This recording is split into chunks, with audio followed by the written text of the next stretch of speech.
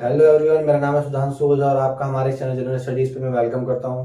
और जैसा ही गाइस, जैसे कि पहले की वीडियो में मैंने बालबन के ऊपर बनाई है और बालबन अपलोड हो चुकी है।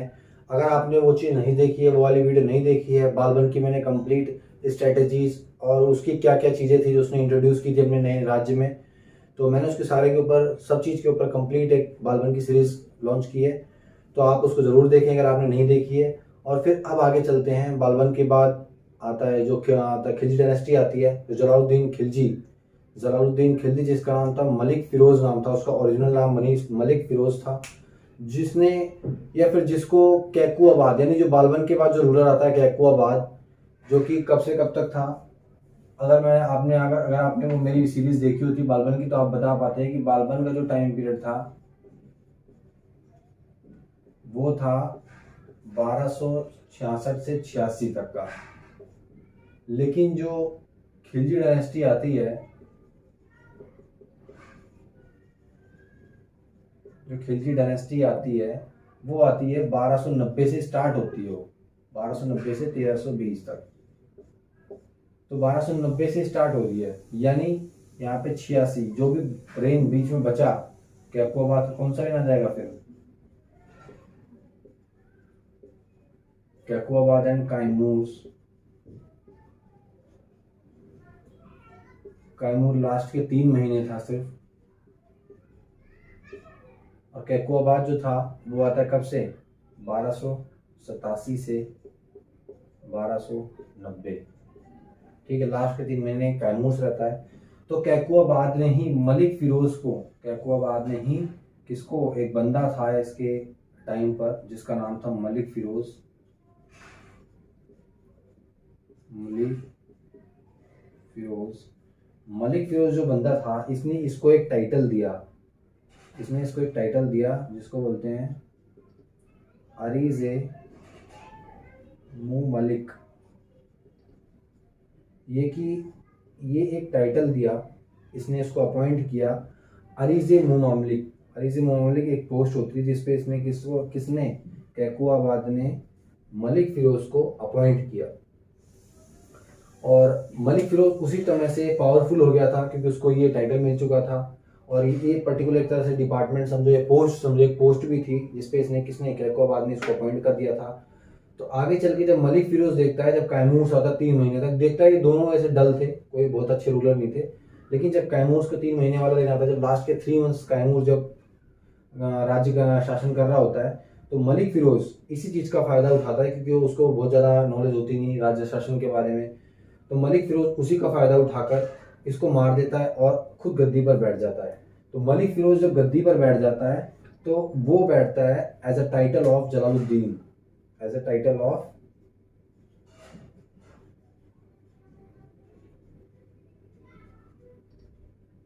ऑफ जलालुद्दीन।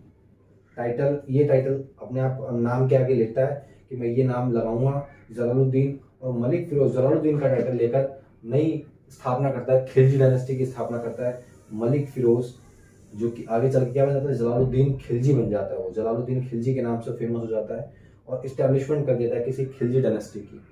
तो अब आगे पढ़ते हैं हम और थोड़ा डीप में जानते हैं, 2-4 काम इसने किए थे वो एक बार देखते हैं अच्छे से, उसके बाद हम आगे बढ़ेंगे फिर।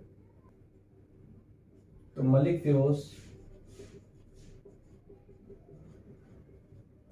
या फिर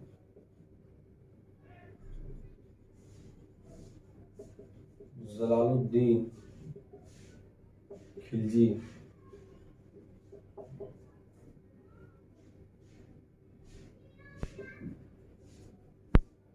जो कि खिलजी डायनेस्टी की स्थापना करता है। खिलजी डायनेस्टी जो रहती है वो, उसका टाइम पीरियड कब होता है, उसका टाइम पीरियड होता है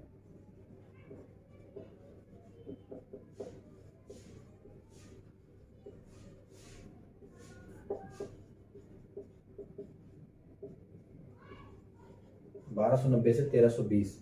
ये जो टाइम पीरियड होता है ये किसका होता है, खिलजी डायनेस्टी का टाइम पीरियड होता है पूरा। लेकिन मलिक फिरोज और जलालुद्दीन खिलजी जब आता है, गद्दी पर बैठता है, तो इसका टाइम पीरियड जो होता है वो होता है 1290 से 96 तक, 96 तक, 1290 से 1296 तक, 1296 तक महज 6 साल ही राज करता है। उसके बाद आगे चल के अलाउद्दीन खिलजी इसकी गद्दी टेक कर लेता है, ओवरटेक कर लेता है इसे और गद्दी इसी छीन लेता है।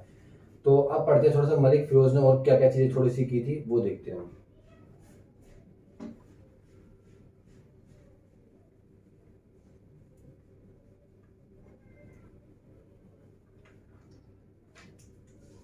तो मलिक फिरोज ने अपना जो पहला जो रूल करना इसने स्टार्ट किया था, एक तो हम जानते हैं कि इसको क्या खिलजी डायनेस्टी की स्थापना किसने की थी, अगर क्वेश्चन आ जाए तो क्या लगाना है, मलिक फिरोज या फिर जलालुद्दीन खिलजी, दोनों में से एक नाम जरूर आएगा।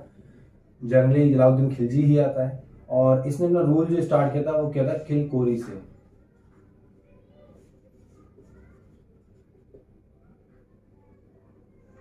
किलखोरी से, ठीक है, ये आप याद रखना, किलखोरी।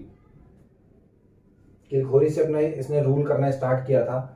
और इसकी स्ट्रेट फॉरवर्ड चीजें थी, जैसे कि जो मंगोल्स ने आक्रमण किया था, जो मंगोल्स आक्रमण करते थे, लगभग हर राजाओं के बीच बीच में आक्रमण करते थे मंगोल्स। मंगोल्स कौन होते थे, आपने देखा होगा ये जो भारत, अपना जो भारत है, ये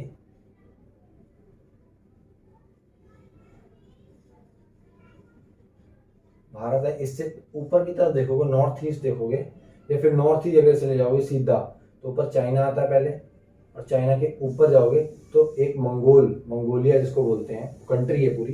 तो मंगोलिया और चाइना जो आप मान लोगे, तो इसको पूरा इलाका जो था, आधा थोड़ा सा रशिया का ही सारा क्या था, मंगोल, उस समय के मंगोल बोलते थे, मंगोल्स, ठीक है। तो मंगोलिया की इस पूरे रीजन को गिनती करते थे, जो मंगोलिया का रीजन हो गया, नॉर्थ चाइना हो गया, और उधर से साउथ रशिया हो गया, जो पूरा ये सब क्या था, मंगोल्स था। तो मंगोल्स के जो रूलर्स थे बीच में जब आक्रमण करा करते थे, तो उन मंगोल्स को जलालुद्दीन खिलजी के टाइम पे जब आक्रमण करते थे, तो जलालुद्दीन खिलजी ने उन्हें वापस भेज दिया करते थे, वापस उसको भेज दिया करते थे, उसको वापस लौटा दिया करते थे, एक तरह से यूं समझो, ठीक है। तो मंगोल्स जब भी आक्रमण करते थे, जलालुद्दीन खिलजी क्या करते थे, उन्हें वापस भेज दिया करते थे, उनको हरा दिया करते थे। और आगे चल के इनकी जो पॉलिसीज थी वो थी, बहुत ही टॉलरेंस टाइप के बंदे थे, टॉलरेंस एक तरह से एग्जैक्ट अगर बोले, इन्होंने अडॉप्ट की थी, जिसके ऊपर ये काम करते थे, adopt the policy of tolerance, adopt the policy of tolerance, adopt the policy of tolerance, जिसकी वजह से ये मंगोल को वापस भेजने में हर बार सक्षम होते थे। और इन्होंने एक काम और किया था, इन्होंने क्या करा कि जो भी हराश पनिशमेंट्स होती थी, जैसे कि किसी की नाक काट देना, किसी के हाथ काट देना, किसी की गर्दन काट देना, किसी के पैर तुड़वा देना, उसको सजा होती थी, एक तरह से पनिशमेंट्स हुआ करती थी उस समय में राजा किंगडम्स में, जो कि राजा सुनाया करता था किसी व्यक्ति को जो भी कोई गलत व्यवहार या फिर कुछ गलत राज्य के खिलाफ जो गलत प्रदर्शन कुछ करता था। तो हराश पनिशमेंट्स को लेके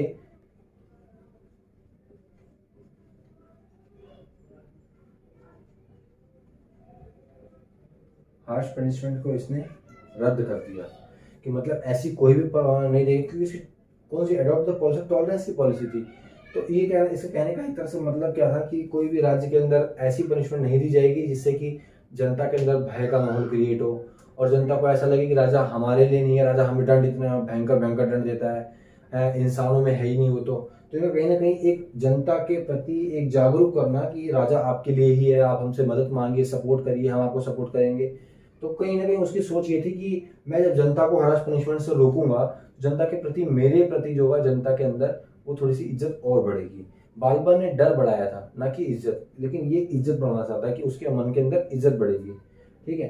तो हरास पनिशमेंट इसने रद्द कर दी कि हरास पनिशमेंट नहीं देगी। इसी के ही टाइम पर जो इसका एक भाई होता है जिसका नाम होता है शहाबुद्दीन।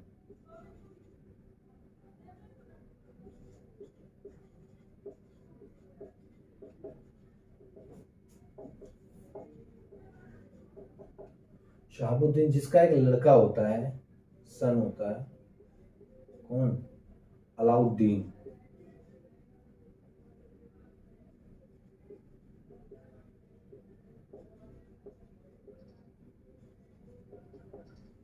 अलाउद्दीन खिलजी, ठीक है। तो अलाउद्दीन खिलजी जो होता है वो क्या करता है, बाप तो इसका बहुत रूलिंग चीज में कम आता है। इसके पापा जो होता है शहाबुद्दीन जो खिलजी होता है, किसका भाई होता है, ये जलालुद्दीन का भाई होता है। ये दोनों आपस में भाई होते हैं, ठीक है। लेकिन ये जो होता है ये रूल बहुत कम ही करता है। तो मैक्सिमम जो रूल करता है कौन करता है, जलालुद्दीन खिलजी करता है। और जलालुद्दीन जब खिलजी जब रूल कर रहा होता है तो इस ये नहीं करता, इसका बेटा जो होता है वो बहुत इंटरेस्टेड होता है चीज़ों में।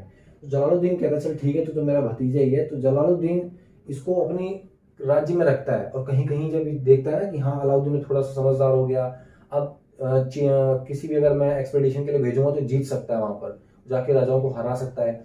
इसके साथ अपने पर्सनल सेना नायक भेज भेज के इसको थोड़ा मतलब आगे एम्पर बनाने की तैयारी चालू कर दी थी। बनाता बहुत लास्ट में, लेकिन चालू कर दी थी एक तरह से कि हाँ चल भविष्य में तू ही बनेगा। तो हुआ होता क्या है, लेकिन अलाउद्दीन को भेजता है एक्सपेडिशंस में। तो अलाउद्दीन इसी के टाइम पर, जलालुद्दीन खिलजी के टाइम पर, अलाउद्दीन एक देवगिरी नाम की एक जो डेक्कन का जो एक राजा राज्य होता है, देवगिरी देवगिरी जो कि किंगडम एक राज्य होता है दक्कन का,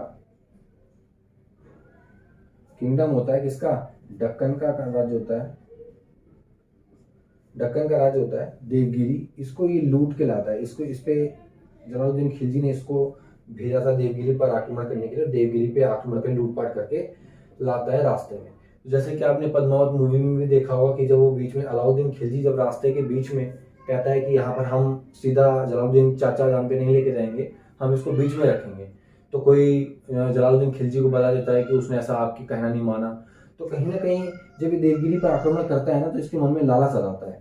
इसके मन में क्या रहता है, लालच आ जाता है कि यार इतना सारा धन संपत्ति मैं चाचा जान को दे दूंगा, मेरे पास कुछ रहेगा नहीं, कल को मैं भी, अब मैंने आक्रमण कर लिया, मैंने जीत लिया, इसका मतलब मैं भी राजा बनने लायक हो गया, मैं भी योग्य हो गया उस चीज के। और कुछ लोग और अच्छे लोगों की मदद से मैं, और मेरे अंदर काबिलियत तो है ही, लेकिन दो चार अच्छे और लोगों को चूज करने से मैं एक अच्छा एम्परर बन सकता हूँ भविष्य का। तो यहीं से इसका लालच चालू हो जाता है जब इसने देवगिरी को लूटा था और एक दो जगहों को और लूटा था उसके बाद। लेकिन वो तो बाद में लूटा, पहले देवगिरी लूटा, उसके एक दो जगह और लूटी थी इसने। जब से इसके मन में लालच आ गया सुल्तान बनने का। इसके मन में किसका लालच आ गया, इसमें मन में इसके लालच आ गया सुल्तान बनने का, कि मैं अब सुल्तान बनूंगा। तो इसने क्या किया, वही जो आप फिर पद्मावत मूवी में देखते हो कि ये रास्ते में देवगिरी को लूट के रास्ते में रख देता है। फिर उसके जलालुद्दीन खिलजी जब वहां पे आता है, कहता है अलाउद्दीन तुम वहां पे क्यों नहीं आए, तो कहता है कि मैं यहीं पे आने वाला था, थोड़ा रुक के आता। फिर उसको उसने मार दिया था। तो कहीं ना कहीं देखा जाए तो फिर वहां से इसकी सुल्तान बनने की प्रवृत्ति जाग जाती है। और अक्सर जो उस समय के जो रूलर्स हुआ करते थे उनको सुल्तान बनने के पीछे कोई नहीं रोक सकता। और उनके मन में एक बार उन्होंने ठान ली कि मुझे सुल्तान बनना है, तो उसके बीच में अगर उनका सगा बाप आ जाता, सगा भाई आ जाता, तो वो किसी को भी नहीं बख्शते थे। इतनी उनकी स्पिरिट जो थी हाई होती थी सुल्तान के प्रति, कि मेरे को सुल्तान बनना है और मुझे कोई नहीं रोक सकता। तो कुछ इस मेंटेलिटी के साथ अलाउद्दीन खिलजी ने जलालुद्दीन को, जब देवगिरी से वो लूट के आ रहा था, एक्सपेडिशन सक्सेसफुली रहा था, लूटपाट करके आ रहा था, और जब उसने देखा जलालुद्दीन खिलजी, इसने जलालुद्दीन खिलजी जब वहां पे आया, और क्योंकि ये लेके आया था किसको, मलिक काफूर को। मलिक काफूर एक बंदा था, आपने देखा होगा, वो हिजड़ा था, 1000 दिनारी कहा जाता था उसे। और गुजरात विजय के दौरान जब गुजरात जीता जा चुका था, तो वहां पर एक हिजड़ा वो खरीदा गया था 1000 दिनार में। 1000 दिनारी उसको इसलिए बोलते हैं, 1000 दिनारी मलिक काफूर को किस लिए इसीलिए बोलते हैं क्योंकि 1000 दिनार में उसको खरीदा गया था गुजरात विजय के दौरान।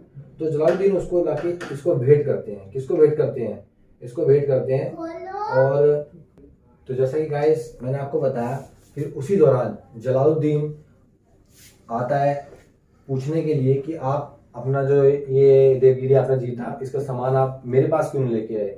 तो अलाउद्दीन कहता है चाचा जान मैं लेके आने वाला था, लेकिन आप आ ही गए, अब देख ही लो। तो हालांकि कहीं ना कहीं इसकी एक चाल होती है कि यहाँ पर जब ये आएंगे तो हम इसको यहाँ पे जलालुद्दीन को मार देंगे, और वैसा होता भी है। मलिक काफूर को जैसे ही अलाउद्दीन को गिफ्ट करता है कि मैं तुम्हारे लिए कुछ गिफ्ट लेके आया हूँ, तो अलाउद्दीन उसी का फायदा उठाकर और मलिक काफूर को, अलाउद्दीन मलिक काफूर का फायदा उठाकर मलिक काफूर को आदेश देता है कि जलालुद्दीन के जो दोनों सेनानायक हैं, क्या तुम इनको मेरे लिए मार सकते हो। और आपने देखा ही है, फिर दोनों को मार देता है, और अलाउद्दीन लास्ट में जलालुद्दीन को भी मार देता है। तो और जलालुद्दीन ने एक इसको गवर्नर इस जगह का बनाया हुआ था, वो आप नोट कर लेना कि वो था गवर्नर ऑफ कारा। कारा एक जगह थी जहाँ का गवर्नर बनाया गया था, इसको क्या बनाया गया था, गवर्नर, वहाँ का इसको गवर्नर बनाया गया था कारा का। अलाउद्दीन खिलजी जलालुद्दीन के टाइम पे गवर्नर ऑफ कारा था। तो मैं उम्मीद करता हूँ कि मैंने जलालुद्दीन या फिर मलिक फिरोज के जो भी इम्पोर्टेंट, जो भी इसके टाइम पे जो भी इम्पोर्टेंट चीज़ें थी, जो इसने करी थी और जो इसने अपनाई थी चीज़ें, वो मैंने सारी इसमें डिटेल में कवर कर दी है। बहुत ज़्यादा इंपॉर्टेंट था नहीं, क्योंकि बहुत जल्दी मर गया था। आपने जैसे टाइम इसमें देखा ही होगा, 6 साल, मैं 6 साल ही ये जीवित था। तो इससे इम्पोर्टेंट अगला जो आता है अलाउद्दीन खिलजी जो आता है, उसने बहुत कुछ किया और हम आराम से जानेंगे इस अगली वीडियो में, नहीं तो ये वीडियो बहुत लंबी हो जाएगी। तो मिलते हैं अगली वीडियो में अलाउद्दीन खिलजी के साथ। इसी के साथ थैंक यू, जय हिंद।